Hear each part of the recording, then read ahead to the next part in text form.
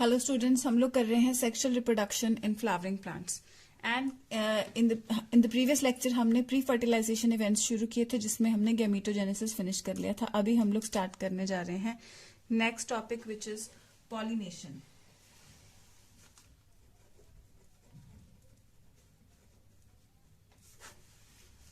तो pollination basically क्या होता है? पॉलिनेशन एक, ये जो मेल पोर्शन हमने डिस्कस किया, ठीक है, उसके बाद ये फीमेल पोर्शन हमने डिस्कस किया। तो यहाँ से जो एंथर्स निकल के, एंथर्स जो बनते हैं, एंथर्स में जो पोलन ग्रेन की डेवलपमेंट हमने की, वो पोलन ग्रेन जैसे ही ये ड्राई होके पोलन ग्रेन यहाँ से निकलता है और इस स्टिग्मा इसके ऊपर लैंड करता है, स्टिग्मा के ऊपर, इस प्रोसेस को हम लोग कहते हैं पॉलिनेशन। ठीक है, हमने पिछले लेक्चर में ये देखा कि पोलन ग्रेन इस तरीके से बन के यहाँ से रिलीज हो जाते हैं। जब यहाँ से ये रिलीज होके जो फीमेल पोर्शन होता है यहाँ से निकल के ये फीमेल पोर्शन के ऊपर जब लैंड होते हैं स्टिग्मा के ऊपर, तो इस चीज को हम लोग पॉलिनेशन बोलते हैं। ठीक है, आपको इसकी डेफिनेशन यहाँ पे मिल जाएगी।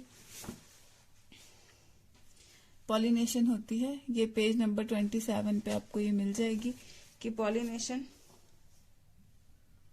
Transfer of pollen grains from stigma of a pistol is known as transfer of pollen grains to the stigma of a pistil is known as pollination। ठीक है, तो फ्लावरिंग प्लांट्स ने काफी ज्यादा तरीके ढूंढे हैं, अडेप्टेशंस ढूंढी हैं पॉलिनेशन के लिए। ठीक है, और यहाँ पे पॉलिनेशन के लिए एक्सटर्नल एजेंट, यानी फ्लावर खुद रिस्पॉन्सिबल नहीं होता, प्लांट खुद रिस्पॉन्सिबल नहीं होता, एक्सटर्नल एजेंट्स रिस्पॉन्सिबल होते हैं पॉलिनेशन करवाने के लिए। ठीक है, एजेंट्स की भी बात करेंगे। पहले हम kinds of pollination according to the source of pollen, इसको हम लोग क्लासिफाई करते हैं पॉलिनेशन को। तो पॉलिनेशन को क्लासिफाई करते हैं। सो पॉलिनेशन की 3 कैटेगरीज बन के आती हैं। सबसे पहली कैटेगरी है ऑटोगैमी। गैमी का मतलब तो फ्यूजन होता है, ऑटो मतलब अपना ही, तो यानी कि एक ही फूल के मेल पार्ट से, यहाँ एंथर से अपने ही फूल के स्टिग्मा के ऊपर जब पोलन लैंड कर जाए तो इसको हम कहेंगे ऑटोगैमी। तो यानी एक ही फ्लावर में के मेल और फीमेल गैमिट्स की मीटिंग हो, वो होगी ऑटोगैमी। फिर बेटा आती है जीटोनोगैमी। ठीक है, जीटोनोगैमी का मतलब होता है जीन सेम होने चाहिए, यानी कि एक ही प्लांट है, उसका ये एक और फूल है, ये कोई और फूल है, इस फूल के एंथर्स दूसरे फूल के स्टिग्मा के ऊपर लैंड करेंगे। अब जीन्स तो सेम ही है ना, तो ये फंक्शनली अगर देखा जाए जेनेटिकली, तो जीटोनोगैमी जो होती है, जीटोनो से जीन याद रख सकते हैं आप लोग, तो ये जीटोनोगैमी इज जेनेटिकली सेल्फ पॉलिनेशन। तो जेनेटिकली ये सेल्फ पॉलिनेशन ही है, लेकिन फंक्शनली देखा जाए, ठीक है, functionally this is cross pollination. तो जीन सेम है और फंक्शन इनके फंक्शनली अलग है क्योंकि फूल दूसरा है। ठीक है, लेकिन जीन सेम है, तो जेनेटिकली ये सेल्फ पॉलिनेशन में आता है। सो ऑटोगैमी की अगर हम बात करें तो ऑटोगैमी होती है सेम फ्लावर में। ठीक है, तो नॉर्मली ये फ्लावर या तो हो सकता है कि खुले रहें, इसके लिए खुले फूल में एंथर से स्टिग्मा लैंड कर जाए, या इस पर्टिकुलर पर्पस के लिए ये फ्लावर बंद ही रहे ताकि बड कंडीशन में ही ये अपने ही एंथर्स अपने ही स्टिग्मा के ऊपर गिर जाएं, कोई कंटामिनेशन ना हो पाए। जीटोनोगैमी में फूल खुले ही रहेंगे, तो एक फूल के एंथर्स दूसरे के स्टिग्मा के ऊपर लैंड करेंगे जीटोनोगैमी में। देन थर्ड कैटेगरी आती है जीनोगैमी। जीनोगैमी में एक प्लांट में, ऑब्वियसली इसमें जीन्स तो सेम ही रहेंगे, एक प्लांट के एंथर दूसरे प्लांट के स्टिग्मा के ऊपर जाके लैंड करते हैं। ठीक है, जीनोगैमी, लेकिन स्पीशीज तो ऑब्वियसली सेम ही रहेंगे, ये तो पता ही है ना कि जो मेटिंग होती है वो सेम स्पीशीज में ही होती है, लेकिन प्लांट बॉडी जो है वो डिफरेंट रहेगी, जीन्स डिफरेंट रहेंगे। तो ये पूरी सेल्फ पॉलिनेशन है, ये पूरी क्रॉस पॉलिनेशन है। जीटोनोगैमी जो है वो जेनेटिकली सेल्फ पॉलिनेशन है, लेकिन फंक्शनली क्रॉस पॉलिनेशन है। ठीक है, तो हम लोग टर्न बाय टर्न अब इनको डिस्कस कर लेते हैं। अगर हम डिस्कस करें ऑटोगैमी, ठीक है, तो ऑटोगैमी में फ्लावर्स सेम फ्लावर पे ही जो स्टिग्मा होगा, एंथर होगा, सेम फ्लावर का ही जाएगा ऑटोगैमी में। तो इसके लिए कंप्लीट, वैसे ऑटोगैमी जहां पे फूल खुले रहते हैं, नॉर्मल फूल होते हैं, यहाँ पे कंप्लीटली ऑटोगैमी होनी जरूरी नहीं है, क्योंकि इस प्लांट के दूसरे फूल भी खुले होंगे उसी टाइम पे, तो वहां से भी आ जाते हैं फ्लावर। लेकिन कई बार क्या हो, वहां से भी कई बार पोलन आ जाते हैं, क्योंकि एक प्लांट में ऑलमोस्ट काफी फूल खुले हुए होंगे, तो यहाँ से भी आने के चांसेस रहते हैं। लेकिन ऑटोगैमी हम तभी कहेंगे अगर एक ही फूल में सारा कुछ हो रहा है, एक ही फूल में के मेल गैमीट्स उसी फूल के फीमेल गैमीट से मीटिंग कर रहे हैं।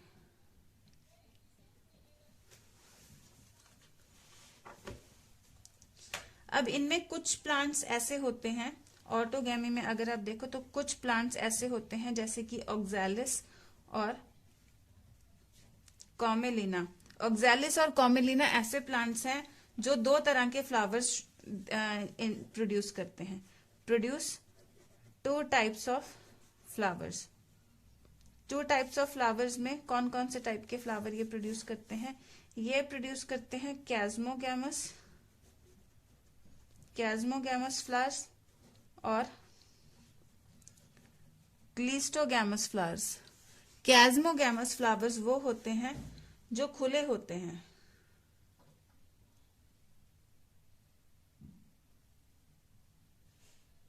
जिनका इस वजह से एंथर और स्टिग्मा खुला रहता है, और ये ओपन होते हैं फ्लावर्स। ये जो क्लिस्टोगैमस फ्लावर्स होते हैं ये बंद ही रहते हैं, हमेशा बंद रहते हैं। ठीक है, तो कुछ प्लांट्स जैसे मैंने बताया दो तरह के, जैसे कि ऑक्सैलिस और कॉमेलिना, दो तरह के फ्लावर्स शो करते हैं, कैस्मोगैमस और क्लिस्टोगैमस। कैस्मोगैमस खुले रहते हैं और क्लिस्टोगैमस क्लोज्ड होते हैं। तो जो बंद होते हैं फूल, यहाँ पे मैं आपको पिक्चर दिखाऊं तो ये वाला एक प्लांट है, इसमें ये नीचे की तरफ क्लिस्टोगैमस फ्लावर्स दिखा रखे हैं जो आप देख सकते हो कि पूरी तरह बंद रहते हैं, और ये कैस्मोगैमस फ्लावर्स जो खुले रहते हैं। कैस्मोगैमस फ्लावर्स में कंप्लीट सेल्फ पॉलिनेशन होने के तो चांसेस हैं, लेकिन क्रॉस पॉलिनेशन होने के चांसेस भी पूरी तरह खत्म नहीं होते हैं। ठीक है, और दूसरी तरफ अगर क्लिस्टोगैमस फ्लावर्स की बात करें, ये फ्लावर क्योंकि बंद है तो इसके अंतर के पास कोई भी वो चांस ही नहीं है कि ये इससे बाहर निकल के किसी और फूल के पास जाए। तो यहाँ पे बंद फ्लावर्स में कंपल्सरी सेल्फ पॉलिनेशन ही होगी। ठीक है, और ऐसे फूलों में ज्यादातर क्या होता है, एंथर और stigma they lie very close to each other, और एंथर्स जैसे ही डेसाइज होते हैं तो वो सीधा ही उसके कांटेक्ट में, स्टिग्मा के कांटेक्ट में आ जाते हैं, और क्रॉस पॉलिनेशन का चांस नहीं रहता। और लेकिन इनका क्लिस्टोगैमस फ्लावर्स का एक और फायदा ये है कि वो बंद भी रहेगा तो भी अश्योर्ड सीड सेट इनमें रहेगा, सीड सेट जरूर होगा ही होगा, इवन कि अगर इसको बाहर से बीज और ये सब इंसेक्ट पॉलिनेटर्स ना भी मिले तो। ठीक है, लेकिन क्लिस्टोगैमी के डिसएडवांटेजेस आप सोच सकते हैं क्या होंगे?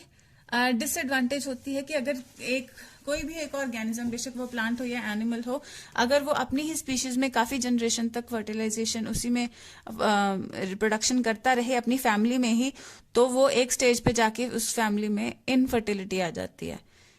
ठीक है, इसको हम इनब्रीडिंग डिप्रेशन कह देते हैं। ठीक है, इनब्रीडिंग डिप्रेशन, अगर सेम फैमिली में काफी जनरेशन तक फर्टिलाइजेशन होती रहे तो एक जनरेशन इनफर्टाइल होती है, यानी रिप्रोडक्शन नहीं कर पाती है, तो एक टाइम पे ये हो जाता है कि ये फैमिली इनफर्टाइल हो जाती है। तो ये चीज अगर, क्योंकि क्लिस्टोगैमस फ्लावर्स बंद ही रहेंगे तो हो सकता है इनफर्टिलिटी इनमें आ जाए, लेकिन क्योंकि ये वाला प्लांट खुले हुए फ्लावर्स भी शो करता है तो क्रॉस पॉलिनेशन भी इनमें होती रहेगी और फर्टिलिटी मेंटेन रहेगी। ठीक है,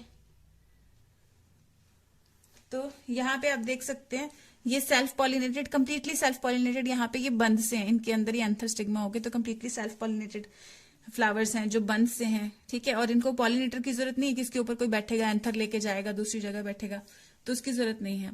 ये क्रॉस पॉलिनेशन है, क्योंकि खुला है तो उड़ सकते हैं, इवन की बी इसके ऊपर बैठी भी दिखाई गई है कि जो इसके ऊपर बैठ गई फिर दूसरे फ्लावर के ऊपर जाके बैठेगी, तो क्रॉस पॉलिनेशन हो रही है। तो यहाँ पे क्या हो रहा है, ये खुले हुए फ्लावर्स हैं कैस्मोगैमस और ये बंद फ्लावर्स हैं क्लिस्टोगैमस। ठीक है, तो ये हो गया ज्यादातर, ये यहाँ पे हम ऑटोगैमी देखते हैं। और अगर जी टोनोगैमी यानी जीन सेम, जैसे मैंने आपको बताया, तो transfer of pollen grains from anther to stigma of another flower लेकिन सेम प्लांट। तो जिटोनोगैमी फंक्शनली तो क्रॉस पॉलिनेशन है, क्योंकि पॉलिनेटिंग एजेंट हो सकता है इसमें हो, लेकिन जेनेटिकली ये ऑटोगैमी ही है, जीन्स इनके सेम ही है। ठीक है, क्योंकि सेम प्लांट में हर फूल के जीन्स तो सेम ही होंगे। फिर xenogamy, transfer of pollen grains from anther to stigma of different plant. Different plant यहाँ पे होगा। ठीक है, तो ये पॉलिनेशन है जहां पे जेनेटिकली डिफरेंट पोलन ग्रेन आएगा स्टिग्मा पे, तो जेनेटिकली डिफरेंट प्लांट यानी प्रॉपर सेक्सुअल रिप्रोडक्शन, वेरिएशन वगैरह सब कुछ इसमें हो पाएगा। तो ये प्रॉपर क्रॉस पॉलिनेशन ये है। ठीक है, तो आगे क्रॉस पॉलिनेशन में, सेल्फ पॉलिनेशन में इतनी जरूरत नहीं, आगे जो भी पॉलिनेशन जहां पे पॉलिनेटिंग एजेंट रिस्पॉन्सिबल होता है, तो उसके एजेंट्स ऑफ पॉलिनेशन की हम लोग बात कर लेते हैं। तो एजेंट्स ऑफ पॉलिनेशन यानी कि जो एजेंट्स रिस्पॉन्सिबल हो सकते हैं पॉलिनेशन के लिए, यानी कि पॉलिनेटर्स बेसिकली जो पॉलिनेशन कराते हैं। सो एजेंट्स ऑफ पॉलिनेशन जो भी हैं, उनको पहले तो हम ब्रॉडली दो हिस्सों में बांट सकते हैं, बायोटिक और एबायोटिक। बायोटिक का मतलब लिविंग एजेंट और एबायोटिक मतलब नॉन लिविंग, जिनमें जो जिंदा नहीं है। यहाँ पे विंड, वाटर, ये एबायोटिक एजेंट का काम कर सकते हैं, ये भी पॉलिनेशन करा सकते हैं। और यहाँ पे insects, birds, animals, different arthropods जैसे कि इंसेक्ट्स। ठीक है, तो ये सारे एक्सेट्रा एक्सेट्रा रिस्पॉन्सिबल हो सकते हैं। लिविंग ऑर्गेनिज्म होगा बायोटिक एजेंट जो भी होगा। बायो मतलब लिविंग, ठीक है, एबायोटिक मतलब नॉन लिविंग।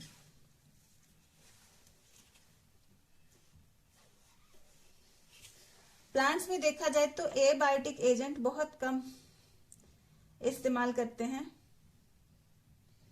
ठीक है, लेकिन जो भी एबायोटिक एजेंट इस्तेमाल करते हैं उनमें से ज्यादा वाटर करते हैं। ज्यादातर प्लांट्स बायोटिक एजेंट इस्तेमाल करते हैं और सबसे ज्यादा इंसेक्ट्स पॉलिनेटर्स होते हैं।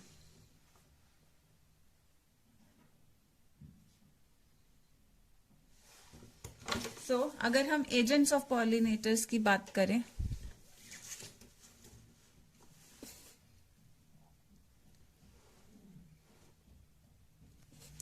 एजेंट्स ऑफ पॉलिनेशन की अगर हम बात करें, सो प्लांट्स जो हैं वो एबायोटिक और बायोटिक, एबायोटिक यानी विंड, वाटर यानी नॉन लिविंग, और बायोटिक यानी लिविंग एजेंट्स यूज करते हैं पॉलिनेशन के लिए।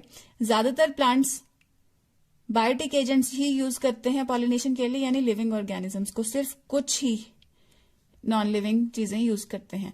पोलन ग्रेन्स जैसे ही स्टिग्मा के कंटैक्ट में आते हैं, ठीक है, तो पॉलिनेशन हो जाती है।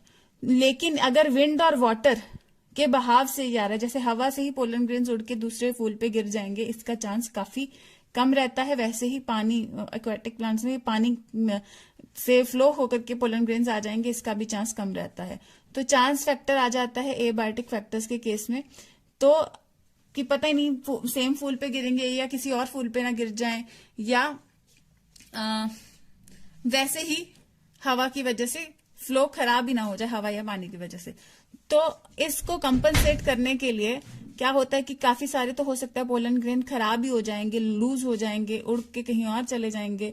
तो ऐसे केस को कंपनसेट करने के लिए, कंपनसेशन करने के लिए ऐसे फूल जो विंड और वाटर को एज पॉलिनेटिंग एजेंट इस्तेमाल करते हैं, ये बहुत ज्यादा अमाउंट में पोलन ग्रेन बनाते हैं, ताकि अगर काफी पोलन खराब भी हो जाए तो कम से कम कुछ पोलन तो हो सकता है कि बाय चांस सेम स्पीशीज के फूल तक पहुंच जाएगा। ठीक है, तो पॉलिनेशन, अगर हम एबायोटिक पॉलिनेटर की बात करें, सो यहाँ पे एबायोटिक में या नॉन लिविंग में विंड पॉलिनेशन ज्यादा कॉमन है। और विंड पॉलिनेशन में क्या कुछ कैरेक्टर्स चाहिए, तो ये इंपॉर्टेंट क्वेश्चन आ जाता है कि विंड पॉलिनेटेड प्लांट्स में क्या कुछ फीचर्स होने चाहिए। पोलन ग्रेन हल्के होने चाहिए और नॉन स्टिकी होने चाहिए। नॉन स्टिकी क्यों? ताकि कहीं पे भी चिपक ना जाए, हवा की वजह से कहीं पे गिर गए तो वहीं पे चिपक ना जाए, दोबारा हवा चलेगी तो फिर से उड़ लें। ठीक है, हल्के होने चाहिए ताकि हवा के बहाव के साथ उड़ सकें। ठीक है, तो ताकि वो विंड करंट्स के साथ फ्लो कर सकें, इसके लिए लाइट और नॉन स्टिकी होने चाहिए। और इनके काफी वेल एक्सपोज स्टेमन्स होने चाहिए, जैसे कि इसमें आप देख सकते हो, ये ग्रास फैमिली में या कॉर्न कॉब छल्ली जो होती है, तो इसके आपने ये देखे होंगे इस तरीके से लटकते हुए। तो हवा चलेगी तो ऑब्वियसली ये वेल एक्सपोज है, स्टेमन्स यूं ही बाहर हैं, तो जैसे ही हवा चलेगी यहाँ से पोलन ग्रेन्स को वो उड़ा के ले जाएगी। ठीक है, सो वेल एक्सपोज स्टेमन्स होने चाहिए ताकि हवा आए और इजिली डिस्पर्स हो जाए। Well expose stamens. ठीक है, और इसका जो स्टिग्मा होना चाहिए वो बड़ा और लार्ज फेदरी होना चाहिए। बड़ा और लार्ज फेदरी क्यों होना चाहिए? ताकि जैसे यूं बड़ा लार्ज फेदरी है तो पोलन ग्रेन्स यहाँ से अगर गुजर भी रहे हैं, तो जैसे ही यहाँ से अगर गुजरने भी लगे तो इसके जालेदार में या फेदरी स्ट्रक्चर जो होगा उसमें कहीं पे अटक जाए। ठीक है, उसी में कहीं पे अटक जाए और पॉलिनेशन सक्सेसफुल हो जाए। For example this is the pollen grain, ये यूं उड़ता जा रहा है तो यहाँ पे ये अटक जाए, जाके पॉलिनेशन हो जाए। तो इस तरीके से उनका बड़े बड़े और फेदरी स्टिग्मा होना चाहिए। ठीक है, ताकि हवा में उड़ रहे पोलन ग्रेन्स को वो अटका सके अपने में। और विंड पॉलिनेटेड फ्लावर्स में ज्यादातर एक ओव्यूल, सिंगल ओव्यूल होता है। फिफ्थ पॉइंट आ गया, विंड पॉलिनेटेड फ्लावर्स का सिंगल ओव्यूल होता है एक ओवरी में, पर ओवरी सिंगल ओव्यूल होता है ज्यादातर। और काफी सारे फूल, numerous flowers packed into an inflorescence, काफी सारे फूल एक गुच्छा बना लेते हैं ताकि किसी ना किसी फूल तक तो आएगा ना भाई वो। ठीक है, तो काफी सारे फूल एक गुच्छा बना देते हैं। एग्जाम्पल अगर ऐसे विंड पॉलिनेटेड प्लांट की बात की जाए, जैसे मैंने आपको बताया छल्ली के बारे में, कॉर्न कॉब, इसमें टैसल्स जो हम देखते हैं, ये जो स्ट्रक्चर्स हम इस तरीके से देखते हैं, ये स्टिग्मा और स्टाइल है। ठीक है, ताकि ये इसको ट्रैप कर सके। और वेल एक्सपोज स्टेमन्स भी, इसमें स्टेमन्स भी वेल एक्सपोज्ड है, और इसका जो टैसल्स जो हम लोग वो देखते हैं वो फेदरी होते हैं, जो वो इसको अटका सके। तो विंड पॉलिनेशन किन में कॉमन है? ग्रासेस में, घास वगैरह में ये बहुत कॉमन है, और कॉर्न कॉब में भी ये होता है। फिर ये हो गया विंड, ये पूरा है विंड पॉलिनेशन के ऊपर है ये पैराग्राफ, पेज नंबर 29 पे। ठीक है, फिर हम आते हैं वाटर पॉलिनेशन पे। तो प्लांट्स में ये काफी रेयर होता है। ठीक है, और नियरली सिर्फ 30 जीनस में ये देखा जाता है, सिर्फ 30 जीनस, 30 जनरा में ही सिर्फ वाटर पॉलिनेशन देखी गई है। बहुत ही ज्यादा अनकॉमन, ये काफी रेयर है। और ये 30 जनरा में भी ज्यादातर मोनोकॉटिलिडन्स ही देखे जाते हैं, मोनोकॉट्स।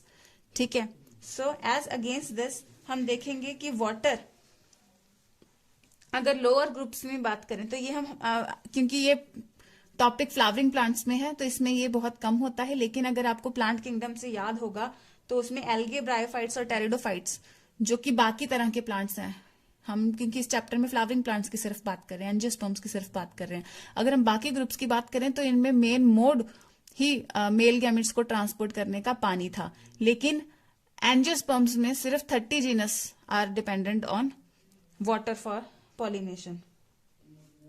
ठीक है, तो अभी क्योंकि एल्गे, ब्रायोफाइट्स और टेरिडोफाइट्स को पानी की जरूरत होती है, तो आप देख ही सकते हो कि ये सिर्फ पानी के आसपास ही पाए जाते हैं, और ये काफी कम ऐसी जगहें हैं जहां पे ये पाए जाते हैं। ठीक है, कुछ एग्जांपल्स की अगर बात करें वाटर पॉलिनेटेड प्लांट्स में, तो वो आ जाता है वेलिस्नेरिया हाइड्रेला। ठीक है, जो कि which grow in fresh water and several marine grasses. ये देखो, आपको ये याद रखना है, which are the fresh water plants pollinated by flower, pollinated by water, they are Vallisneria and hydrilla.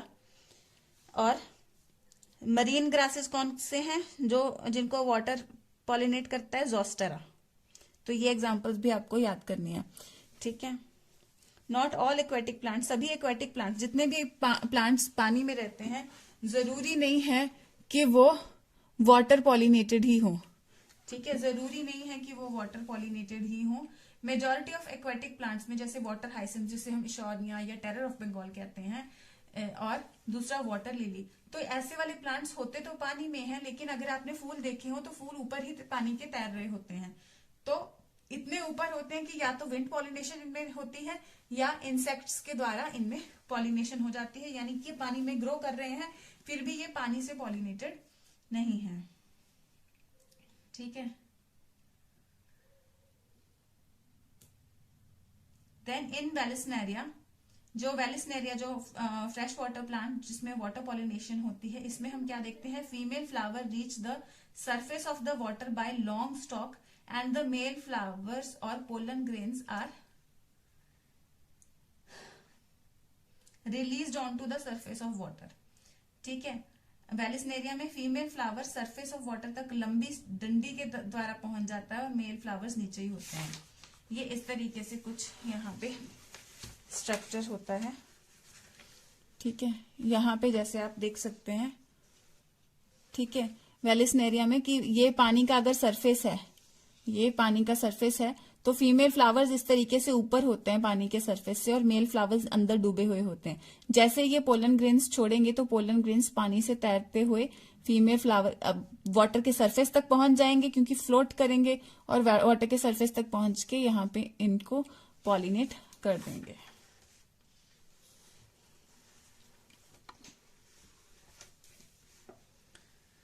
So not all aquatic plants, सभी aquatic plants pollination के लिए पानी इस्तेमाल नहीं करते, जैसे मैंने बताया। वेलिस्नेरिया की हम बात करते हैं। वेलिस्नेरिया में female flower surface of water तक रीच कर जाता है बाय लॉन्ग स्टॉक, और मेल फ्लावर्स पानी में रिलीज कर देते हैं, पानी से तैर के फिर वो सरफेस ऑफ वाटर तक पोलन ग्रेन पहुंच जाते हैं, वहां पे वो उसको फीमेल फ्लावर तक पहुंच के स्टिग्मा तक पहुंच जाते हैं और उसको पॉलिनेट कर देते हैं। ठीक है, तो ये वेलिस्नेरिया की बात हो गई। अब हम दूसरे किसी ग्रुप की बात करें तो हम सी ग्रासेस की बात करते हैं। जैसे कि ज़ोस्टेरा में क्या होता है, यहाँ पे फीमेल फ्लावर्स अंदर डूबे हुए ही रहते हैं और पोलन ग्रेन्स पानी में रिलीज हो जाते हैं। ठीक है, तो लेकिन ऐसे में क्या होता है, ऐसे प्लांट्स के जो पोलन ग्रेन होते हैं ये काफी लंबे होते हैं, रिबन जैसे होते हैं। रिबन जैसे और लंबे क्यों होते हैं, ताकि पानी के बहाव से इजीली यूं फ्लोट कर सकें। And they are carried passively inside the water. Long और रिबन लाइक होते हैं सी ग्रासेस में, तो कुछ स्टिग्मा तक जो पहुंच जाते हैं वो पॉलिनेशन कर देते हैं। ठीक है, और ज्यादातर वाटर पॉलिनेटेड स्पीशीज में जो पोलन ग्रेन होते हैं, क्योंकि पानी से खराब ना हो जाए, तो म्यूसिलेज की एक शीट, एक वाटर प्रूफ शीट इनके आसपास होती है। म्यूसिलेज क्या होता है, जैसे चिपचिपी सी शीट जो होती है। ठीक है, आपने कई बार जैसे काई के ऊपर होती है ना, एल्गे के ऊपर जो शीट होती है चिपचिपी सी, आपने काई लगी कभी देखी होगी, बाई चांस अगर टच हो जाए तो बड़ी चिपचिपा सा उसका एहसास होता है, क्योंकि उसके ऊपर म्यूसिलेजेनस शीट होती है। तो वैसे ही म्यूसिलेजेनस कवरिंग हमें इन पोलन ग्रेन्स के ऊपर भी देखने को मिलती है, सी ग्रासेस के पोलन ग्रेन्स के ऊपर, जो पानी में तैर के ही फीमेल फ्लावर तक पहुंचते हैं, क्योंकि इनके जो फीमेल फ्लावर्स होते हैं वो पानी के अंदर ही डूबे हुए होते हैं। तो पानी के अंदर ही डूबे हुए होंगे तो अंदर ऐसे ही फिर ये पहुंच जाते हैं। ठीक है, तो अंदर ही ये हो जाते हैं। जैसे कि वेलिस्नेरिया में हमने क्या देखा, वेलिस्नेरिया में हम देखते हैं कि फीमेल फ्लावर यहाँ ऊपर की तरफ आ गया है, मेल फ्लावर अंदर था, मेल फ्लावर से तैर करके इसके सरफेस तक पहुंचा स्टिग्मा में और इस तरीके से फ्लोट करके यहाँ तक पहुंच गया। और सी ग्रासेस में क्या होता है, ये सरफेस ऑफ वाटर है तो फीमेल मेल फ्लावर दोनों नीचे होंगे, तो रिबन जैसे लेकिन पोलन ग्रेन्स बनेंगे ताकि वो किसी ना किसी तरीके फीमेल फ्लावर तक पहुंच सकें सी ग्रासेस में। ठीक है, और म्यूसिलेजेनस कवरिंग होगी ताकि पानी इनको खराब ना कर दे, क्योंकि पता नहीं कितना टाइम लगेगा इनको फीमेल फ्लावर तक पहुंचने के लिए एबायोटिक फैक्टर के केस में।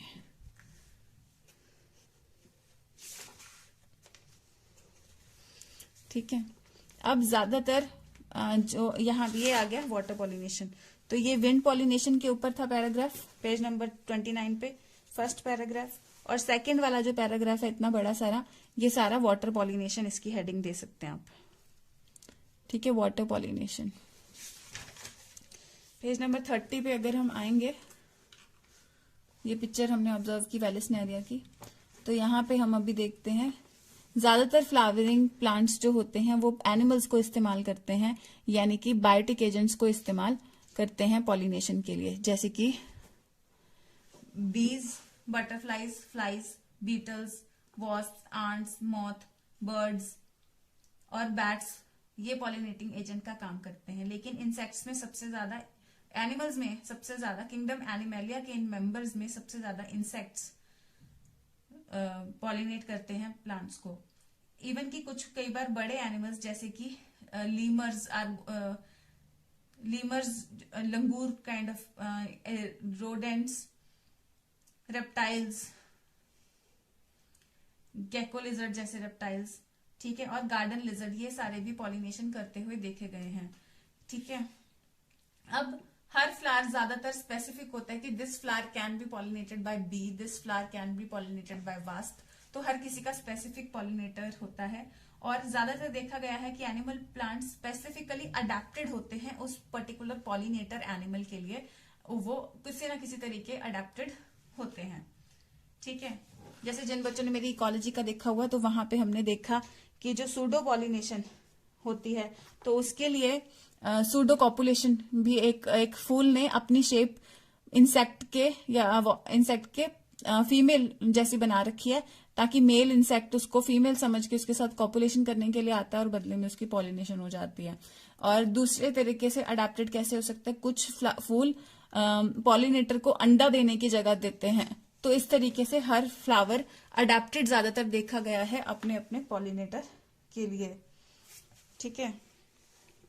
तो अगर हम बात करें इंसेक्ट पॉलिनेटेड फ्लावर्स की, तो majority of the insect pollinated flowers ज्यादातर ये बड़े होते हैं, कलरफुल होते हैं, रंगीन होते हैं, ताकि इनको अट्रैक्ट कर सकें। खुशबू इनमें अच्छी होती है, फ्रेग्रेंस अच्छी होती है और नेक्टर रिच होता है। फ्रेग्रेंस अच्छी, खुशबू अच्छी, रंग अच्छा देख के वो अट्रैक्ट तो होगा, लेकिन एक बार आएगा, दो बार आएगा, बार बार उसको बुलाने के लिए उसको कोई अवार्ड भी तो देना पड़ेगा। तो उसके लिए ये फूल रिच इन नेक्टर होते हैं, यानी कि इनमें नेक्टर और जूस अच्छा होता है, जिसको कंज्यूम करने के लिए इंसेक्ट यहाँ बार बार आता है। तो when the flowers are small, जब फूल छोटे होते हैं, तो जब बड़े फूल तो अच्छे लगेंगे, अट्रैक्ट करेंगे, लेकिन अगर उसके छोटे फूल हैं तो क्या होगा, छोटे फूल हैं तो ऐसा प्लांट फिर गुच्छे बनाना शुरू कर देता है फूलों के, यानी कि इनफ्लोरेसेंस, क्लस्टर्ड इनटू इनफ्लोरेसेंस, ताकि कॉन्स्पिकुअस यानी अच्छे से दिखने लगे इंसेक्ट्स को ये फूल और अट्रैक्ट हो इंसेक्ट्स की तरफ। तो एनिमल्स फ्लावर्स की तरफ अट्रैक्ट होते हैं उनके कलर या खुशबू की वजह से।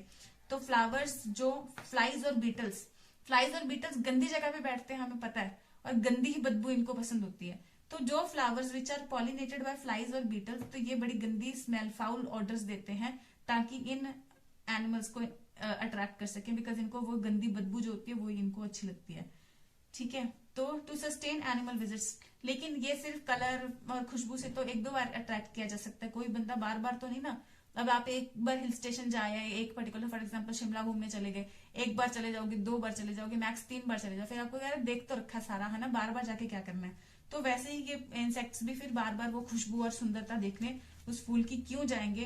तो लेकिन एनिमल यहाँ पे बार बार विजिट करता रहे, उसके लिए ये फूल एनिमल्स को कुछ रिवॉर्ड देते हैं, और ये रिवॉर्ड होता है नेक्टर की फॉर्म में, और नेक्टर की फॉर्म में होता है जो जूस वगैरह ये बना लेते हैं, ठीक है, इसी, और या कुछ पोलन ग्रेन्स, बाकी पोलन ग्रेन्स हम इनको फीमेल स्टिग्मा तक भी पहुंचाने हैं, लेकिन कुछ पोलन ग्रेन इनको फूड के तौर पे भी ये फूल कई बार दे देते हैं।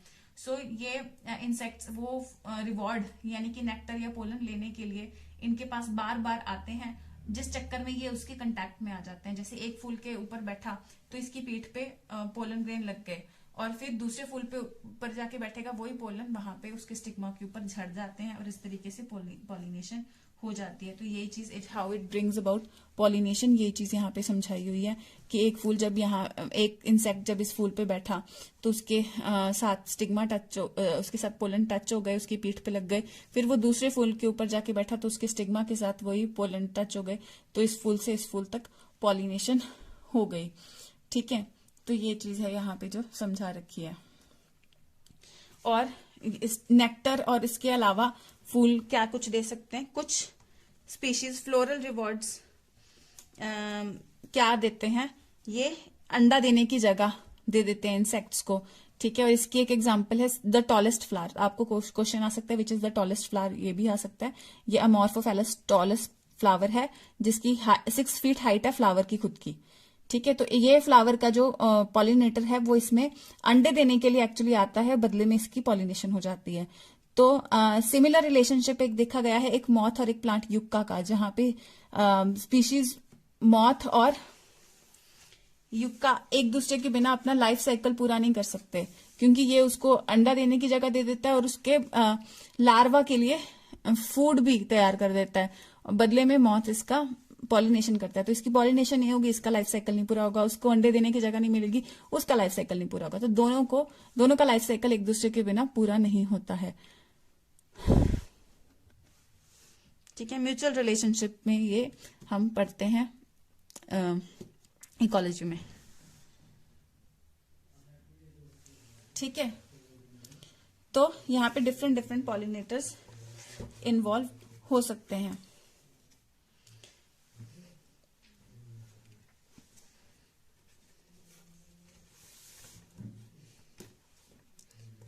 आप जरा एक बार जो कंटेंट हम लोगों ने डिस्कस किया है उसको जरा एक बार रीड करेंगे।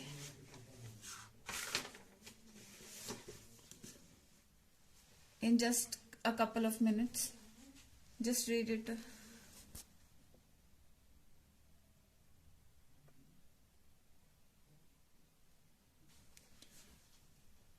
जस्ट रीड करो एक बार सारा कंटेंट।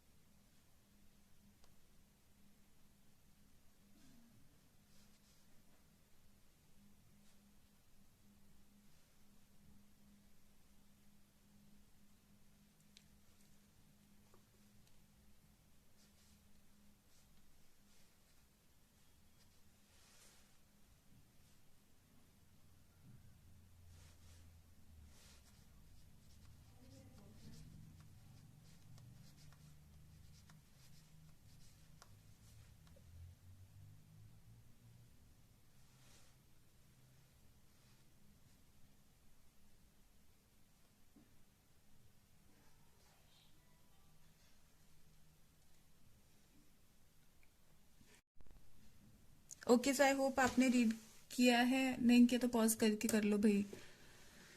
ठीक है, तो मैं आपको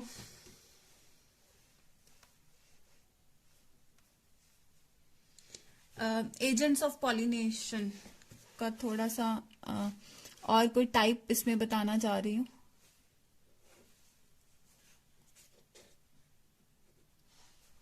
ठीक है,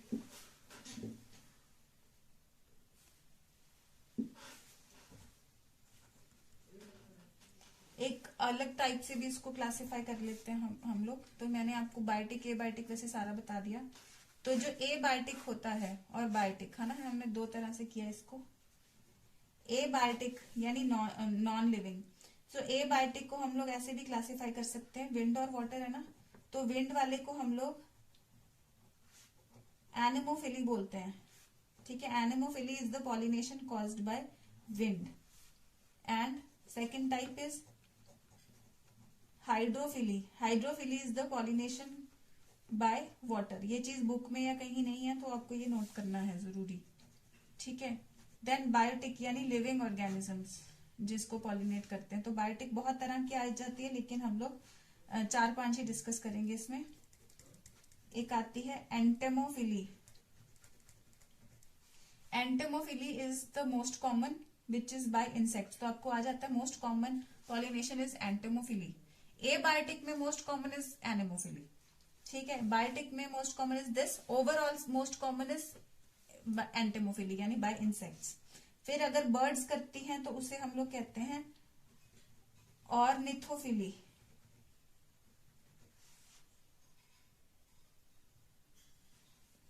बाय बर्ड्स।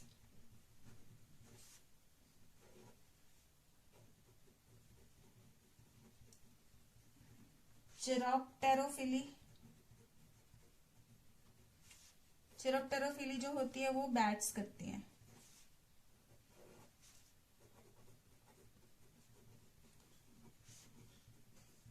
मेलाकोफिली जो होती है that is by snails. And slugs, mainly snails, तो ये मेलाकोफिली होती है।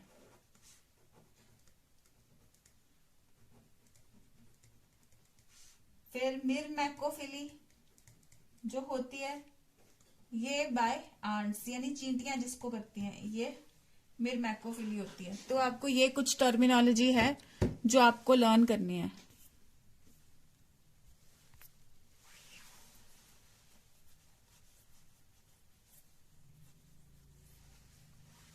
ठीक है, ये कुछ टर्मिनोलॉजी है जो आई रिकमेंड कि यू हैव टू लर्न।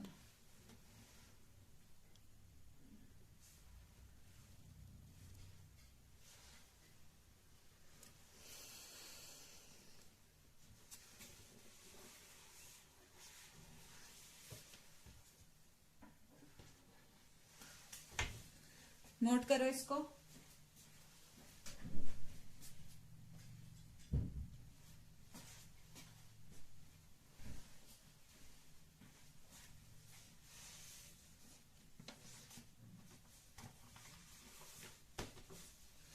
ठीक है, नहीं किया है तो पॉज करके नोट कर लो बच्चे।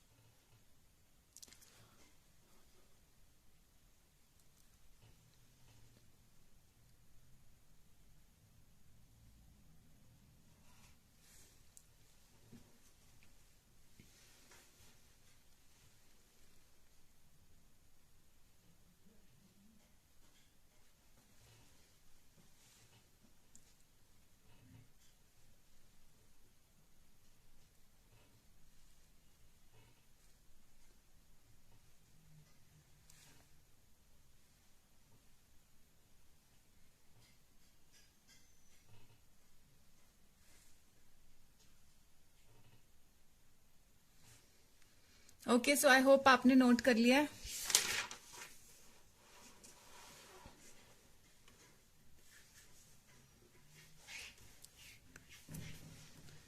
ठीक है, तो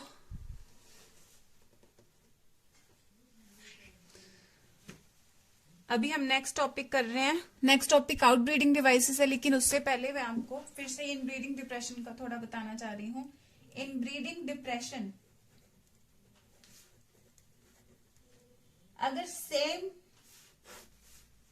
सेम स्पीशीज में, यानी सेल्फ पॉलिनेशन, प्लांट्स के केस में अगर सेल्फ पॉलिनेशन की जाए for many generations, several generations तक की जाए, सो इसके ऑर्गेनिजम्स इनफर्टाइल होने शुरू हो जाते हैं। ठीक है, तो इस चीज को कहते हैं इनब्रीडिंग डिप्रेशन। ये ना हो तो इसके लिए क्रॉस पॉलिनेशन भी बीच बीच में होनी जरूरी है। तो कुछ प्लांट्स ने एक्चुअली ऐसे डिवाइसेस जनरेट कर लिए हैं जिनको हम लोग कहते हैं आउटब्रीडिंग डिवाइसेस, यानी कि कुछ ऐसी चीजें, कुछ ऐसे तरीके बना लिए हैं इन प्लांट्स ने कि इनमें सेल्फ पॉलिनेशन हो ही ना सके। सो ऐसी चीजों को हम कहते हैं आउटब्रीडिंग डिवाइसेस। ठीक है, तो यहाँ पे हम लोग आते हैं पेज नंबर 31 पे, outbreeding devices. Majority of the flowering plants ये हर्माफ्रोडाइट फ्लावर्स बनाते हैं। हर्माफ्रोडाइट यानी कि बाइसेक्सुअल फ्लावर्स, जिसमें मेल और फीमेल पार्ट्स दोनों होते हैं। तो पोलन ग्रेन्स अपने ही स्टिग्मा में आने के चांसेस भी रहते हैं, लेकिन कंटिन्यूड सेल्फ पॉलिनेशन से, जैसे मैंने आपको बताया, इनब्रीडिंग डिप्रेशन आ सकता है। फ्लावरिंग प्लांट्स ने इसलिए काफी, ताकि सेल्फ पॉलिनेशन न हो सके और क्रॉस पॉलिनेशन एनकरेज हो सके, इसके लिए प्लांट्स ने काफी डिवाइसेस तैयार किए हैं। ऐसे डिवाइसेस को हम लोग कहते हैं आउटब्रीडिंग डिवाइसेस। तो ये कौन कौन से आउटब्रीडिंग डिवाइसेस हैं? सो नंबर 1, इन सम प्लांट्स पोलन रिलीज और स्टिग्मा रिसेप्टिविटी सिंक्रोनाइज नहीं होती है। पोलन रिलीज और स्टिग्मा रिसेप्टिविटी सिंक्रोनाइज नहीं होती है, यानी कि पोलन, देखो अब दोनों ही सेक्सुअली मेच्योर एक साथ होंगे, मेल पार्ट और फीमेल पार्ट, तो ही ये मेटिंग आपस में कर पाएंगे। लेकिन कुछ फ्लावर्स ने ऐसे किया है कि ठीक है, पोलन ग्रेन पहले मेच्योर हो जाता है, पोलन ग्रेन पहले मेच्योर हो गया, फीमेल पार्ट अभी मेच्योर नहीं हुआ, तो मेल पार्ट पहले मेच्योर हो गया, तो उसके एंथर वगैरह पहले बन जाएंगे, पहले उसमें पोलन बन जाएगा और वो डिस्पर्स भी हो जाएगा, खत्म ही हो गया। उसके बाद ये फीमेल पार्ट जो है डेवलप हुआ है, तो अब पोलन इसका ऑलरेडी खत्म हो चुका है, तो फीमेल को ऑब्वियसली ये पॉलिनेट नहीं कर पाएगा। तो या उल्टा भी हो सकता है कि फीमेल पहले रिसेप्टिव हो गया और मेल बाद में, ठीक है, लेकिन मेन ज्यादातर पोलन पहले वो होता है। सो यानी कि in some species pollen release and stigma receptivity are not synchronized. Either pollen is released before stigma becomes receptive, यानी कि पोलन पहले ही रिलीज हो चुका है, स्टिग्मा उसके बाद मेच्योर हुआ है, रिसेप्टिव हुआ है, सेक्सुअली मेच्योर हुआ है बेसिकली कहने का मतलब। या ऐसे हो सकता है कि स्टिग्मा पहले रिसेप्टिव हो गया, पोलन अभी रिलीज हुआ ही नहीं है, स्टिग्मा पहले उसकी पॉलिनेशन हो जाएगी, बाद में जब वो बाकी पार्ट्स झड़ते हैं उसके बाद वो उस टाइम पे वो मेच्योर होगा, लेटर ऑन वो मेच्योर होगा, ठीक है। तो ये हो सकता है नंबर 1। दूसरा हो सकता है in some other species anther and stigma are placed at different positions. Anther and stigma are placed at different positions so that pollen cannot contact the stigma.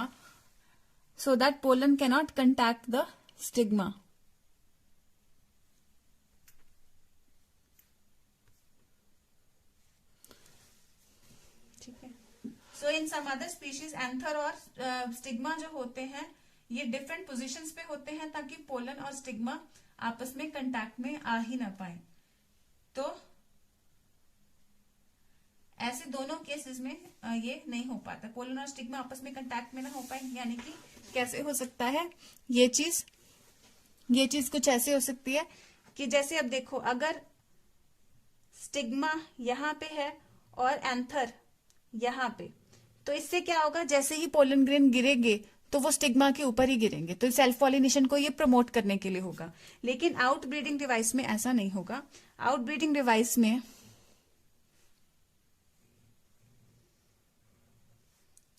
ये चीज एंथर यहाँ पे है और स्टिग्मा यहाँ पे है, तो ये जब झड़ेगा भी इस फूल में से, ये जब झड़ेगा भी तो ये इधर उधर डिस्पर्स हो जाएगा, इसके स्टिग्मा के ऊपर जाने का इसका चांस कम है।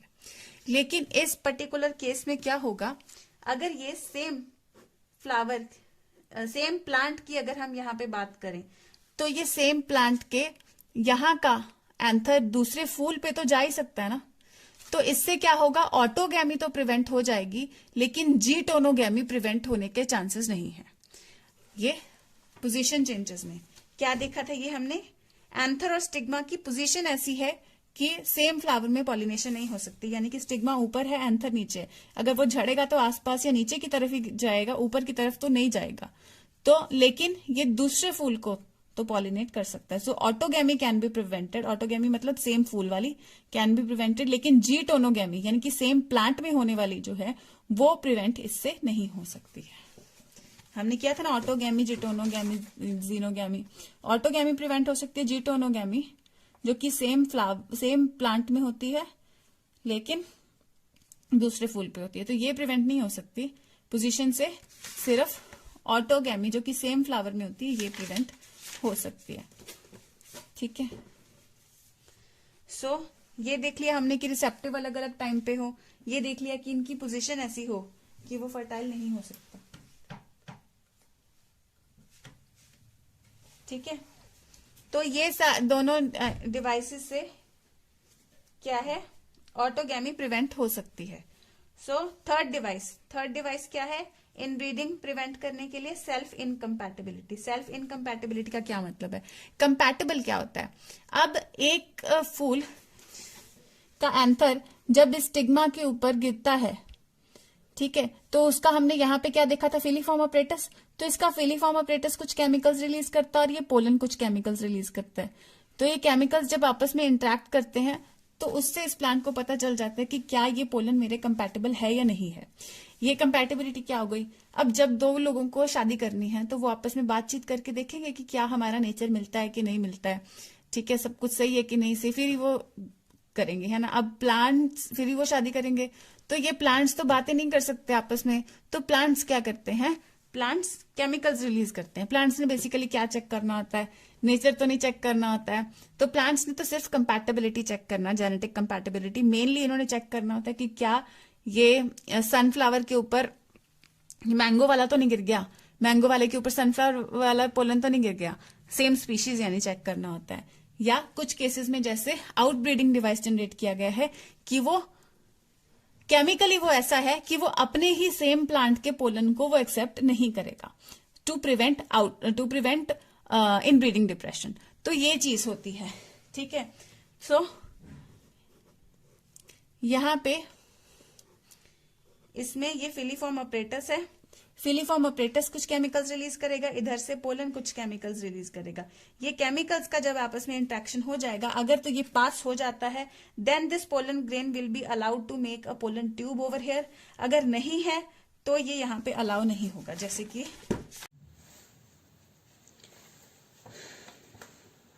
तो मैं आपको कंपैटिबिलिटी के बारे में बता रही थी, जैसे कि कंपैटिबिलिटी यहाँ पे आप देख सकते हैं कि ये पोलन यहाँ पे इसके साथ कंपैटिबल हो गया, तो इसने पूरा इसके अंदर पोलन ट्यूब अलाउ हो गया, ये बना दिया, और ये पोलन ट्यूब यूं फीमेल इसके एम्ब्रियो सैक तक पहुंच गया।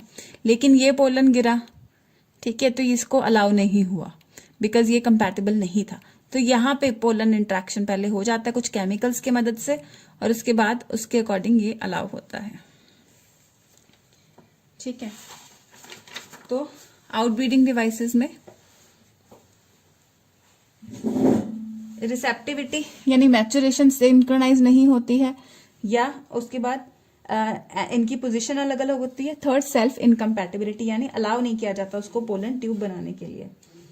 सो this is genetic mechanism which prevents self pollen from fertilizing the ovule by inhibiting pollen germination, और पोलन ट्यूब फॉर्मेशन रोक दी जाती है सेम उसमें, ठीक है। फिर fourth, another device to prevent is production of unisexual flowers. अगर फ्लावर्स ही यूनिसेक्सुअल हो जाएंगे तो सेल्फ पॉलिनेशन हो ही नहीं सकता ऑब्वियसली, है ना, या फ्लावर मेल है या फीमेल है।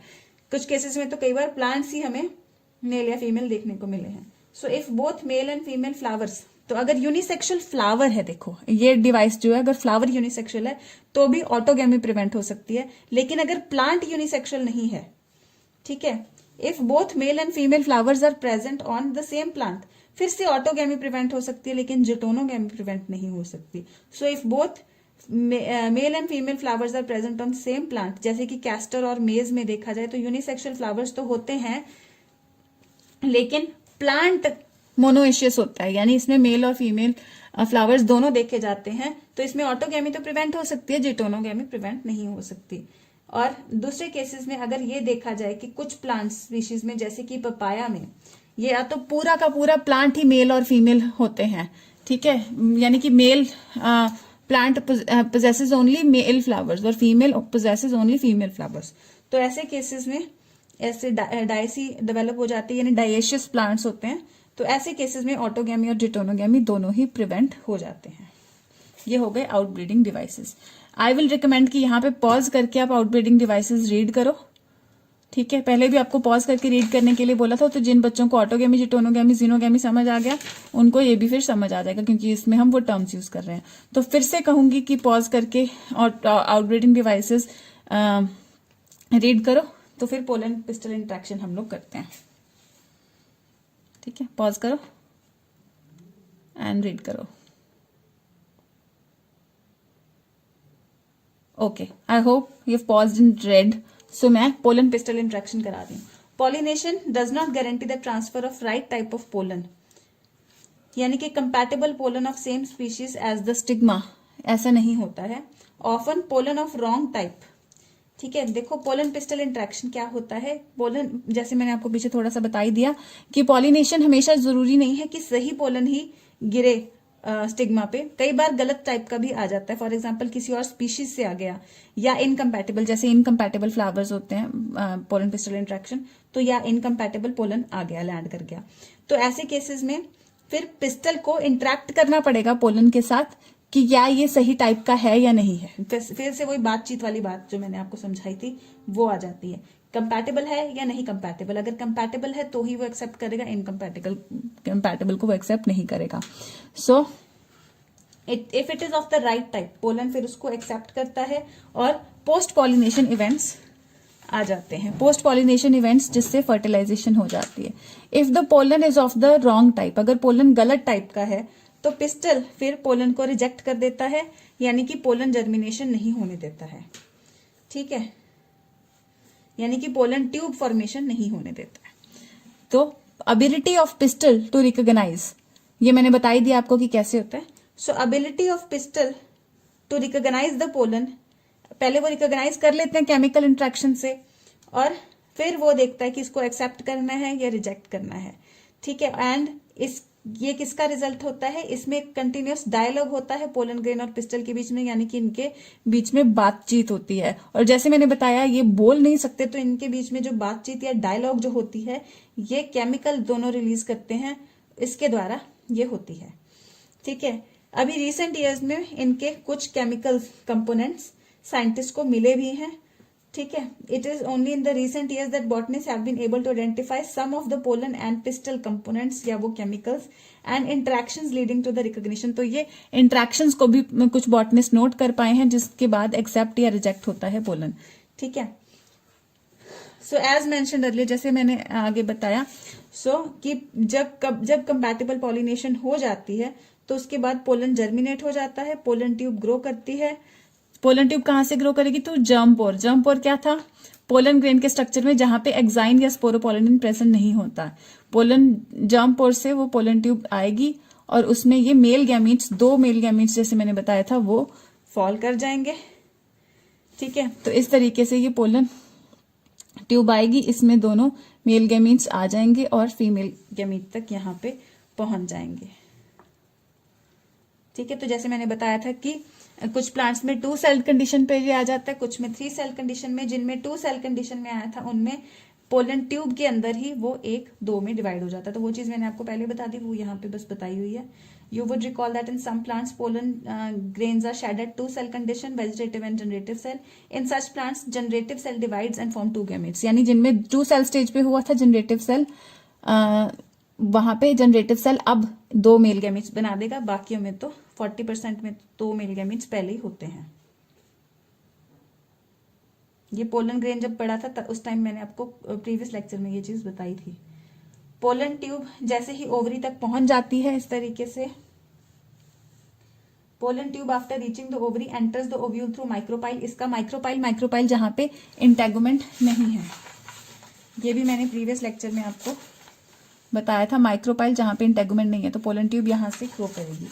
सो थ्रू द माइक्रोपाइल, और इसके एक सिनर्जिड में एंटर कर जाती है। सिनर्जिड क्या था, जो यहाँ पे 3 सेल्स होते हैं, एक एग सेल होता है और ये 2 सिनर्जिड्स होते हैं। फिलीफॉर्म ऑपरेटस इसको रास्ता दिखाया फिलीफॉर्म ऑपरेटस ने, और ये सिनर्जिड्स में एक में पोलन ट्यूब यूं इस तरफ, यानी सिनर्जिड गाइड करता है कि पोलन ट्यूब को किस तरफ एंटर करना है।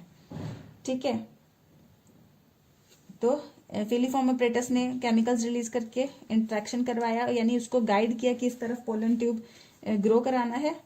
ठीक है, सो और फिर इस तरीके से सिनर्जिड्स की तरफ ये सिनर्जिड्स की तरफ से पोलन ट्यूब एंटर हो जाती है, यानी कि सिनर्जिड्स एक तरीके से एग सेल तक उसको पहुंचाने में फिलीफॉर्म ऑपरेटस और सिनर्जिड मदद कर रहे हैं। ठीक है, all these events from pollen deposition of stigma until pollen tube. ठीक है, तो ये बचोले बने हुए हैं दोनों, फिलीफॉर्म ऑपरेटस और सिनर्जिड, यहाँ ये उसको पहुंचाते हैं बेसिकली पोलन ट्यूब को वहां तक। ठीक है, so all these events from pollen deposition to stigma until pollen tube enters the ovule, ये सारी चीज को हम पोलन पिस्टल इंट्रैक्शन कहते हैं। पोलन ठहरा, उसके ऊपर रुका, फिर इनका इंट्रैक्शन हुआ आपस में, केमिकल्स रिलीज हुए, और फिर ये पोलन ट्यूब बन गई और यहां तक पहुंच गई है ओव्यूल तक। तो इस पूरे पूरे साइकिल को, पूरे इवेंट को हम लोग पोल एंड पिस्टल इंट्रैक्शन कहते हैं। जब भी आपको पोल एंड पिस्टल इंट्रैक्शन समझ आना हो तो आपको ये सारा समझाना पड़ेगा। तो पोलन पिस्टल इंट्रैक्शन एक डायनेमिक प्रोसेस है जिसमें पोलन रिकॉग्नाइज होता है। रिकॉग्नाइज होने के बाद या तो उसको आने दिया जाएगा अगर कंपैटिबल होता है, अगर इनकम्पैटिबल तो इनहिबिट कर दिया जाएगा। ठीक है। सो प्लांट ब्रीडर जिसको ब्रीडिंग करनी है, जैसे हमें अपनी पसंद का प्लांट तैयार करना है, तो उसको जहां पे ये नॉलेज हो जाए कंपैटिबिलिटी इनकम्पैटिबिलिटी की और इवन की इंट्रैक्शन की, तो वो केमिकली इस चीज को पोलन पिस्टल इंट्रैक्शन को मैनिपुलेट भी कुछ हद तक कर सकता है। ठीक है। कई बार हम इनकम्पैटिबल पॉलिनेशंस भी करा सकते हैं केमिकली सारी चीजें करा के, ताकि हम हाइब्रिड्स तैयार कर सकें।